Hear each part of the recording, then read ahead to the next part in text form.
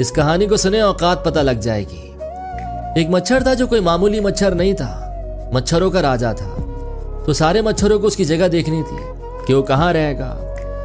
उन्होंने डिसाइड किया कि हाथी का कान बहुत अच्छी जगह है। अब जो मच्छरों का राजा था वो हाथी के सामने गया और बोला, तुम्हें अपने आप को खुशनसीब समझना चाहिए कि मैं तुम्हारे कान में रहने वाला हूं। तो हाथी ने कुछ नहीं कहा, चुपचाप खड़ा रहा। तो मच्छर ने वहां पे रहना शुरू कर दिया। कुछ दिन वो वहां रहा, फिर डिसाइड हुआ कि अब किसी दूसरी जगह रहा जाएगा। अब फिर वो हाथी के सामने गया और बोला, मुझे पता है तुम बहुत दुखी हो, लेकिन मुझे जाना पड़ेगा। तो हाथी ने कुछ नहीं कहा। मच्छर ने एक बार फिर बोला, हाथी चुप रहा, उसने कुछ नहीं कहा। तीसरी बार जब वो चिल्लाकर बोला तब हाथी को थोड़ा बहुत सुनाई दिया। हाथी ने उसकी तरफ देखा और बोला, तुम कौन हो? खैर जो भी हो, मुझे कोई फर्क नहीं पड़ता। तुम कहाँ रह रहे थे, कैसे रह रहे थे, मुझे तो ये भी नहीं पता कि तुम कहाँ रह रहे थे। तुम जहां जाना चाहते हो वहां जाओ, मुझे कोई फर्क नहीं पड़ता।